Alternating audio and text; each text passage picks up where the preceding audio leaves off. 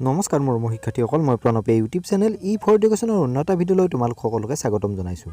মোৰ শিক্ষাৰ্থীসকল, আজি মই তোমালোকৰ মাজলৈ লৈ আহিছোঁ হায়াৰ ছেকেণ্ডাৰী ছেকেণ্ড ইয়াৰৰ টুৰিজিম এণ্ড হস্পিটেলিটি নামৰ বিষয়টোৰ unit number 1 session 3 delivering professional service to guest. এই ছাব ইউনিটটোৰ যিখন অনুশীলন আছে সেই অনুশীলনৰ প্ৰশ্নৰ উত্তৰসমূহ। তেতিয়াহ'লে আহাচোন পলম নকৰি আজি ভিডিঅ'টো আৰম্ভ কৰোঁ। আৰু তাৰ আগতে তোমালোকলৈ এটা অনুৰোধ, এই চেনেলটো যদি ছাবস্ক্ৰাইব কৰা নাই তেতিয়াহ'লে ছাবস্ক্ৰাইব কৰি দিবা আৰু কাষতে থকা বেল আইকনটো প্ৰেছ কৰি দিবা। মই দিয়া এনেকুৱা ধৰণৰ শিক্ষামূলক ভিডিঅ'সমূহ লগতে বিভিন্ন বিষয়ৰ বিভিন্ন প্ৰশ্নৰ উত্তৰসমূহ নিয়মিতভাৱে পাই থাকিবলৈ। তাৰ উপৰিও আগৰ ছাপি ইউনিটকেইটাৰ যদি উত্তৰসমূহ চোৱা নাই, মই ডেছক্ৰিপশ্যনত লিংক দিছোঁ, তাত গৈও চাব পাৰিবা।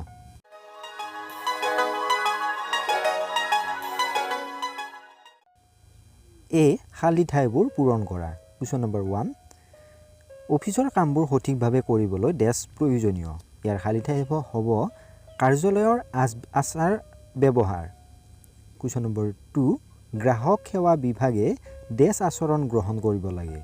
ইয়াৰ খালী ঠাইত হ'ব আনুষ্ঠানিক আচৰণ তেওঁলোকে গ্ৰহণ কৰিব লাগে।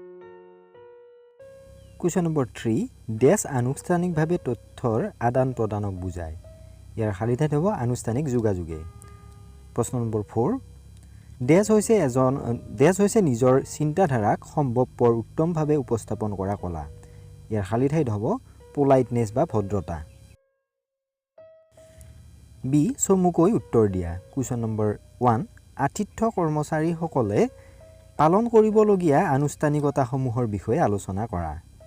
গৃহ পৰিচালনা কৰ্মচাৰীৰ বাবে আনুষ্ঠানিকতাসমূহ এনেদৰে শ্ৰেণীভুক্ত কৰিব পাৰি। প্ৰথমটো হৈছে আনুষ্ঠানিক আচৰণ। আচৰণ বাক্য, আচাৰ ব্যৱহাৰ, সাজ পোছাক আদিৰ দ্বাৰা প্ৰভাৱিত হয়। মিট এণ্ড গ্ৰীটৰ কৰ্মচাৰীসকলে অনানুষ্ঠানিকভাৱে শব্দ বা আকস্মিক ভাষা ব্যৱহাৰ পৰিহাৰ কৰিব লাগে। তেওঁলোকে চুটি বাক্য, সঠিক শিষ্টাচাৰ, সাজ পোছাক মানি চলা ইত্যাদি অভ্যাস কৰিব লাগে। আলহীৰ লগত ব্যৱহাৰ কৰোঁতে আনুষ্ঠানিক আচৰণৰ অৰ্থ হ'ল আনজনৰ অনুভৱৰ প্ৰতি ভদ্ৰ, পৰিপক্ক আৰু সংবেদনশীল হোৱা। আনুষ্ঠানিক আচৰণ সদায় প্ৰয়োজনীয় সামাজিক অনুষ্ঠানৰ সময়ত বেছি ইয়াৰ প্ৰয়োজন। দ্বিতীয় পইণ্টটো হৈছে আনুষ্ঠানিক সাজ পোছাক বা ইউনিফৰ্ম। এজন গ্ৰাহক সেৱা কাৰ্যবাহী মিট এণ্ড গ্ৰীট সদায় আনুষ্ঠানিকভাৱে বা নিৰ্ধাৰিত ইউনিফৰ্মত সাজ পোছাক পৰিধান কৰাটো প্ৰয়োজনীয়, যিহেতু সাক্ষাৎ আৰু অভিভাৱন কৰাটো এটা কাম যিটোত আনুষ্ঠানিকতা আৰু আনুষ্ঠানিক আচৰণ নিহিত হৈ থাকে। গতিকে আনুষ্ঠানিক ইউনিফৰ্মে অতিথিৰ সৈতে এক মৰ্যাদাপূৰ্ণ আনুষ্ঠানিক সম্পৰ্ক স্থাপন কৰাত সহায় কৰে। তৃতীয় পইণ্টটো হৈছে আনুষ্ঠানিক যোগাযোগ। ইয়াৰ দ্বাৰা আনুষ্ঠানিকভাৱে তথ্যৰ আদান প্ৰদানক বুজোৱা হয়। যোগাযোগৰ বাবে ৰেকৰ্ড ৰখাৰ প্ৰয়োজন। গতিকে কোনো যোগাযোগৰ ক্ষেত্ৰত লোৱা যিকোনো ব্যৱস্থা সংশ্লিষ্ট ব্যক্তিৰ ওচৰলৈ সঠিক মাধ্যমৰ জৰিয়তে প্ৰেৰণ কৰিব লাগে, যাতে বিভাগে গ্ৰহণ কৰা পদক্ষেপৰ বিষয়ে সকলোৰে জ্ঞান থাকে।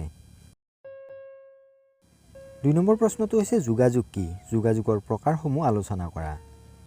যোগাযোগ হৈছে মানুহৰ মাজত তথ্য, ধাৰণা বা অনুভৱৰ ভাগ বতৰা কৰা প্ৰক্ৰিয়া।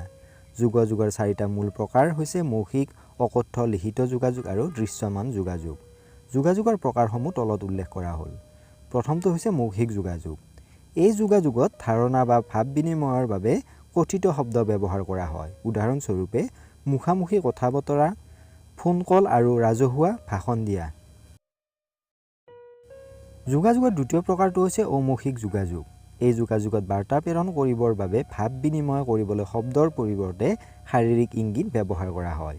ইয়াত শৰীৰৰ ভাষা, মুখৰ ভাৱ, ইংগিত, মাতৰ সুৰ আদি অন্তৰ্ভুক্ত কৰা হয়। তৃতীয় প্ৰকাৰৰ যোগাযোগ হৈছে লিখিত যোগাযোগ।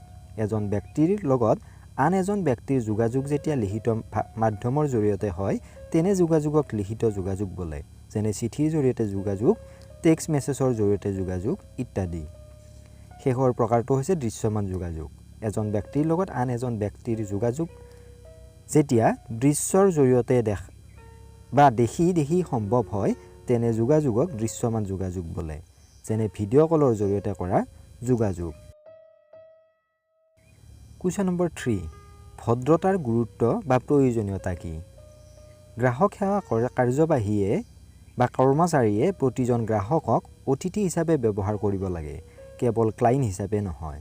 ভদ্ৰতা হ'ল নিজৰ চিন্তাধাৰাক সম্ভৱপৰ উত্তম ৰূপত উপস্থাপন কৰাৰ কলা। গ্ৰাহক সেৱা বিভাগৰ বাবে ভদ্ৰতা অতি গুৰুত্বপূৰ্ণ। ভদ্ৰতাই আপোনাক আপোনালোকৰ গ্ৰাহকৰ সৈতে ভাল সম্পৰ্ক ৰাখিবলৈ সক্ষম কৰে। অতিথিক দেখুৱায় যে আপুনি তেওঁলোকৰ মূল্য দিয়ে আৰু সন্মান কৰে। যদি প্ৰয়োজন হয় তেন্তে আপোনালোকৰ মতানৈক্যবোৰ কোমল মাত আৰু সুৰেৰে প্ৰকাশ কৰক, যাতে বেছি প্ৰত্যক্ষ বা বলপূৰ্বক নহয়। গ্ৰাহকক আমি মূল্য আৰু সন্মান কৰোঁ বুলি দেখুৱাব পাৰোঁ। অধিক আনুষ্ঠানিক পৰিস্থিতিত আমি কিছুমান ভদ্ৰ বাক্যাংশ ব্যৱহাৰ কৰাৰ বিশেষ সাৱধান হোৱা উচিত।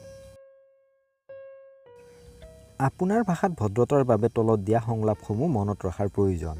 যেনে, হাই, মই এক্স, আপোনাক স্বাগতম। মই আপোনাৰ বাবে কি কৰিম? মই আপোনাক সহায় কৰিব পাৰিমনে? আপোনাৰ ক'তটো লৈ যাব পাৰিমনে? টেবুল বুকিং কৰিছেনে? আপোনালোকৰ কিমানজন আহিছে? অনুগ্ৰহ কৰি মোক অনুসৰণ কৰক। ইয়াৰ লগত চালাড খাব বিচাৰেনে?